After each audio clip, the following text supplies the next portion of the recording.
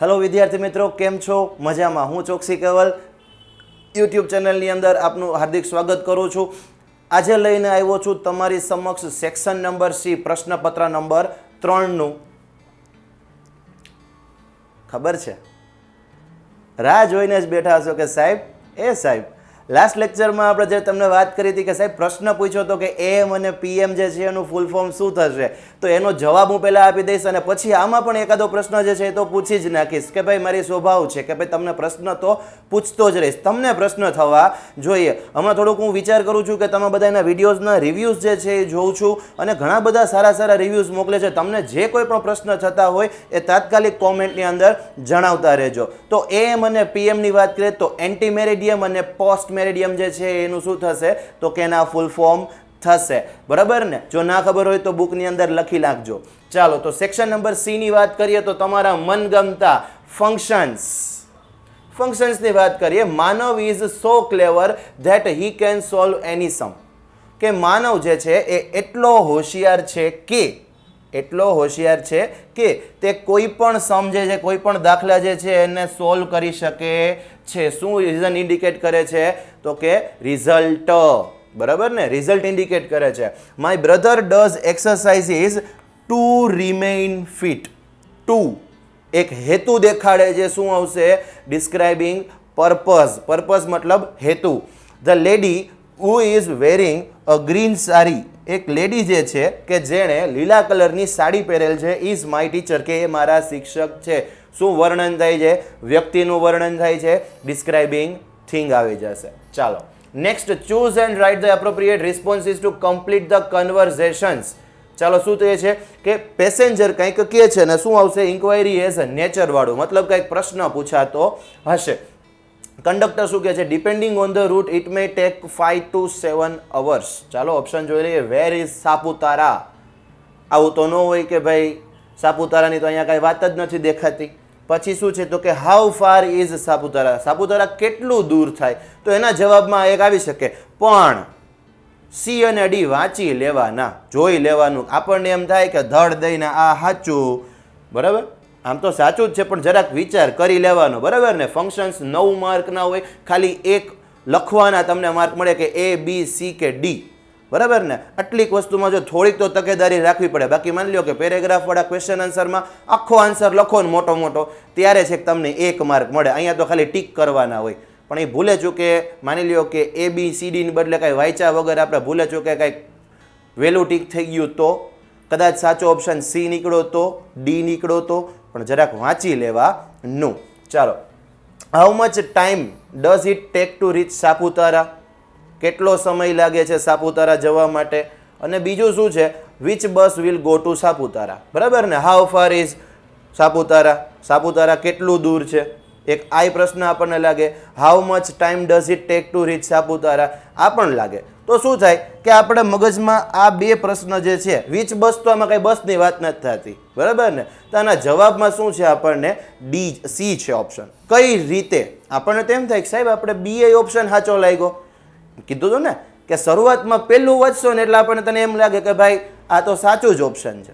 પણ એ જરૂરી નથી કે દરેક વખતે તમે વાંચો એ સાચો જ ઓપ્શન હોય. તમને પ્રશ્ન શું કહે છે કે હાઉ મચ ટાઈમની વાત થાય છે. કેની વાત થાય છે?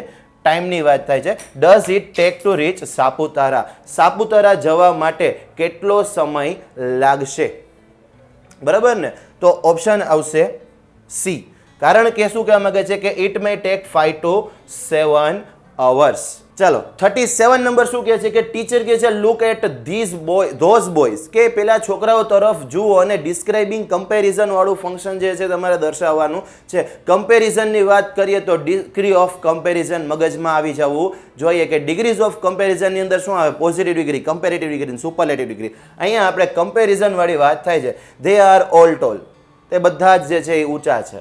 They all are very clever, એ બધા જ હોશિયાર છે. They are more active than, જો મોર ધેન છે ને, શું દેખાડે છે? કમ્પેરિઝન દેખાડે છે. છતાં વાંચી લેવાનું કે હાઉ હાર્ડવર્કિંગ ધે આર, એ લોકો કેટલા હાર્ડવર્કિંગ છે. આ તો એક્સક્લેમેટરી સેન્ટેન્સ બતાવે છે એટલે આ તો નહીં આવે. Option number C final. જો આવી ગયું ને? ચાલો, નેક્સ્ટ લલિત કહે છે કે since when have you been learning Sanskrit, અને પોઈન્ટ ઓફ ટાઈમની વાત થઈ છે. જોજો બાળકો, પોઈન્ટ ઓફ ટાઈમની આમાં મોટાભાગના વિદ્યાર્થીઓ જે છે એ પોઈન્ટ ઓફ ટાઈમ અને પીરિયડ ઓફ ટાઈમ મતલબ કે ડ્યુરેશન ઓફ ટાઈમ, બરાબર ને, આ બે વચ્ચે તમે ખૂબ મુશ્કેલી અનુભવો છો, મને ખબર છે. તો પોઈન્ટ ઓફ ટાઈમની અને પીરિયડ ઓફ ટાઈમ મતલબ કે ડ્યુરેશન ઓફ ટાઈમની વાત થતી હોય જ્યારે, તો ક્લિયર કરાવું તમને કે પોઈન્ટ ઓફ ટાઈમ જ્યારે વાત થાય ત્યારે સિન્સ SINCE જેવા શબ્દોનો ઉપયોગ થતો હોય, અને જ્યારે પીરિયડ ઓફ ટાઈમ અથવા તો ડ્યુરેશન ઓફ ટાઈમ સમયગાળાની વાત થતી હોય ત્યારે ફોર જેવા શબ્દની વાત આવે. તો 4 ઓપ્શન વાંચો. I like to learn Sanskrit, આવું તો કાંઈ પોઈન્ટ નથી ઇન્ડિકેટ કરતા point of time. I have been learning Sanskrit since last month, આ એક સિન્સ જેવો શબ્દ દેખાણો, છતાંય બાકીના વાંચવાના. I have been learning Sanskrit for a long time, જો આ તો ફોર આવ્યું, તો આમાં તો તમને શું વાત થાય, ડ્યુરેશન ઓફ ટાઈમ. અને I learn Sanskrit every day, એમાં કાંઈ એવું ફંક્શન રજૂ નથી થતું. અહીંયા પોઈન્ટ ઓફ ટાઈમની વાત થાય તો સિન્સ જેવો શબ્દ આવે. કદાચ તમને એમ થાય કે સાહેબ આઈ have been learning Sanskrit since last month, I have been learning Sanskrit for a long time, આ બે ઓપ્શન સાચા લાગે એક સમયે. પણ જો તમને સિન્સ અને ફોર વચ્ચેનો ભેદ ના ખબર હોય, પોઈન્ટ ઓફ ટાઈમ અને ડ્યુરેશન ઓફ ટાઈમ વચ્ચેનો ભેદ ના ખબર હોય, તો તમે આ ઓપ્શન સિલેક્ટ કરી શકો નહીં સાચો, બરાબર ને. તો આપણે ખબર હોવી જોઈએ કે સિન્સ જે છે એ શું ઇન્ડિકેટ કરે છે, પોઈન્ટ ઓફ ટાઈમ, અને ફોર જે છે એ પીરિયડ ઓફ ટાઈમ અથવા તો ડ્યુરેશન ઓફ ટાઈમ જે છે એ ઇન્ડિકેટ કરે છે. તમારી ગાલાની બુકમાં અત્યારે જ નીચે લખી નાખો, તો હું લખું ને તમે લખો.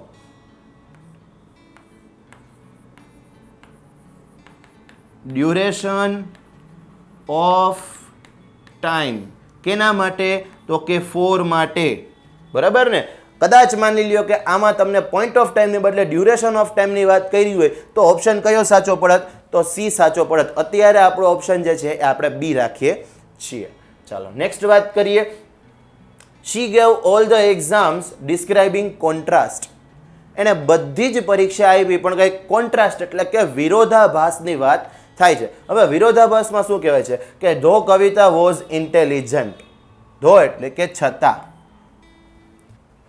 કવિતા ઇન્ટેલિજન્ટ હતી છતાં તેણે બધી પરીક્ષા આપી. હવે ઇન્ટેલિજન્ટ હોય તો પરીક્ષા આપે જ, ઓબ્વિયસલી વાત છે, બરાબર ને. એટલે આમાં કાંઈ કોન્ટ્રાસ્ટની વાત નથી થતી. ધો કવિતા વોઝ વીક, કવિતા જે છે એ અભ્યાસમાં થોડીક નબળી હતી છતાં પણ તેણે પરીક્ષા આપી. આ કંઈક બરોબર છે, વ્યાજબી છે કે આમાં વિરોધાભાસ દેખાડે છે. સી ને ડી પણ વાંચી લેવાના. ધો કવિતા પ્રિપેર્ડ વેલ, કવિતાએ બધી પરીક્ષાની અંદર જે છે એ શું કર્યું હતું, તો કે તૈયારી જે છે એ કેવી કરી હતી, બહુ સારી કરી હતી, છતાં તેણે બધી પરીક્ષા આપી. તૈયારી વ્યવસ્થિત કરી હોય તો કર્યું જ હોય ને, એક્ઝામ તો આપી જ શકાય કે ન આપી શકાય. આ ઉપરથી મને એક જરાક પ્રશ્ન થયો કે તમે કેટલીક તૈયારી કરો છો, દિવસનું કેટલુંક વાંચન રાખો છો, અને અંગ્રેજી જે વિષય છે એને કેટલોક સમય આપો છો. આ બધી જ વસ્તુ જે છે થોડુંક કોમેન્ટમાં જણાવો એટલે અમને પણ ખબર પડે તમારા વિશે, બરાબર ને. ચાલો તો ફટાફટ કોમેન્ટ કરજો કે ભાઈ તમે કેટલી કલાક દિવસનું વાંચન કરો છો, બરાબર ને. ચાલો, અને હા, હજી પણ તમને એક વાત ખાસ કહીશ કે લાસ્ટ લેક્ચરની વાત કરીએ, લાસ્ટ સેક્શનનો વિડીયો જ્યારે અપલોડ કર્યો ત્યારે એક વાત કરી હતી કે તમે બધા જે છે એ ક્યાંથી, કયા સિટીમાંથી બોલો છો, કયા સિટીમાંથી આ વિડીયો જુઓ છો, એનું જરા કોમેન્ટ કરવાની હતી. હજી પણ જો કોઈએ ના કરી હોય તો તમે કયા સિટીમાંથી બિલોંગ કરો છો એનું આપણને એક જરા કોમેન્ટ કરજો, એટલે ખબર પડે કે આ વિડીયોઝ જે છે એ કઈ કઈ જગ્યા સુધી પહોંચી શકે છે. ચાલો નેક્સ્ટ વાત કરીએ. ઓપ્શન નંબર ડી કે કવિતા ઇઝ વેરી હાર્ડ વર્કિંગ, સો તો આવે જ નહીં, તેથી તો તેથી તો શું ઇન્ડિકેટ કરે છે, તો કે શું દેખાડે છે, તેથી રિઝલ્ટ, તેથી, બરાબર ને. ઓપ્શન નંબર આવશે બી ફોર બોલ, બરાબર ને. કવિતા જે છે એ ભણવામાં થોડીક નબળી હતી એટલા માટે, અથવા તો શું કહે છે કે છતાં, શું થાય છે, છતાં, ધો વિશે વાત કરીએ છીએ ને કે કવિતા ભણવામાં નબળી હતી છતાં તેણે બધી જ પરીક્ષા જે છે એ આપેલી હતી. ચાલો નેક્સ્ટ વાત કરીએ છીએ.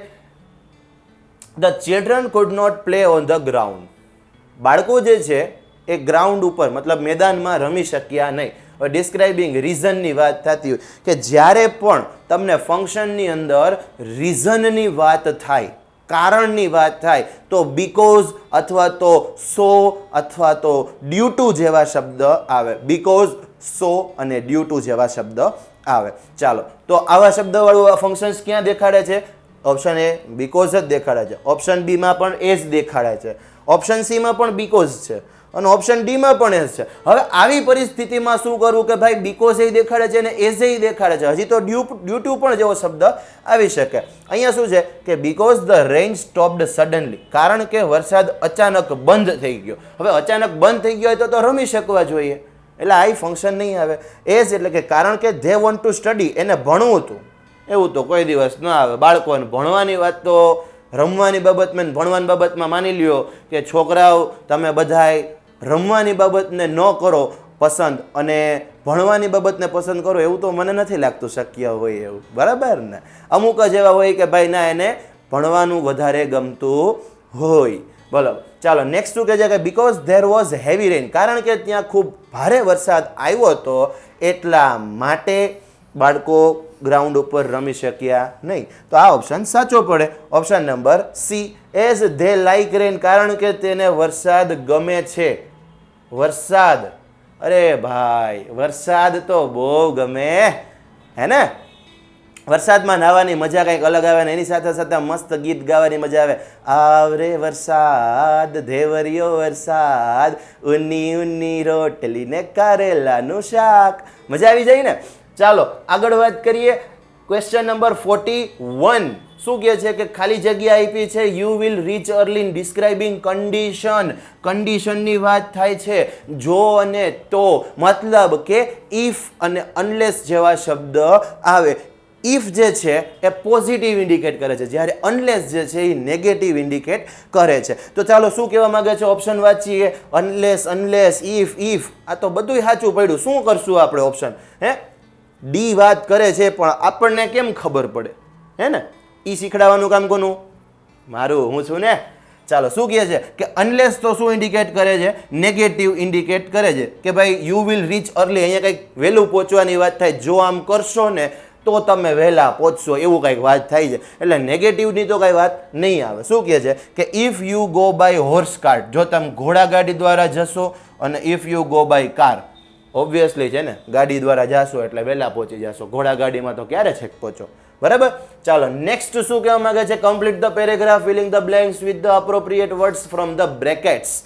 ખાલી જગ્યાની અંદર તમને 3 ઓપ્શન આપેલા છે, 3 ઓપ્શનમાંથી ખાલી જગ્યા પસંદ કરવાની છે. એક છે ઇન્વાઇટ, એક છે બિલીવ્ડ અને એક છે એક્સપેક્ટેડ. સરસ, ચાલો. ઇન્વાઇટ એટલે આમંત્રણ આપવું, બિલીવ્ડ એટલે માનવું અને એક્સપેક્ટેડ એટલે કે એવી આશા રાખી હતી. કેવી, શું છે? તો કે નીરવ ખાલી જગ્યા ધેટ જય વુડ ખાલી જગ્યા હિમ ફોર ધ પાર્ટી. નીરવ શું કરતો હતો? એવી આશા રાખતો હતો કે એક્સપેક્ટેડ. જરૂરી નથી કે અહીંયા પહેલા ઘામાં આવડી જ જાય આપણને. હા, ઇન કેસ કદાચ આ ન સમજાય તો તમે સ્કીપ કરી અને આગળની 2 ખાલી જગ્યા પૂરી કરો, વધુ ઘટું પહેલામાં આવી જ જશે. તો નીરવ એક્સપેક્ટેડ ધેટ, નીરવે એવી આશા રાખી હતી કે જય વુડ ખાલી જગ્યા હિમ ફોર ધ પાર્ટી. પાર્ટીમાં તો શું જોઈએ ભાઈ? ઇન્વિટેશન જોઈએ, એટલે ઇન્વાઇટ અહીંયા વગર વિચારે લખી જ નાખવાનું ને, હે ને? કે Jay would invite him for the party અને હી ખાલી જગ્યા that they were good friends. એ બિલીવ્ડ એટલે માનતો હતો કે, he believed that, એ એવું માનતો હતો કે they were good friends, એ લોકો ખૂબ સારા મિત્રો છે, and their friendship meant a great deal to him, અને એની ફ્રેન્ડશિપ જે છે કે એની મિત્રતા જે છે એના માટે ખૂબ મહાન હતી, ખૂબ બહુ મહત્વ ધરાવતી હતી. ચાલો, find and write the word having nearest meaning.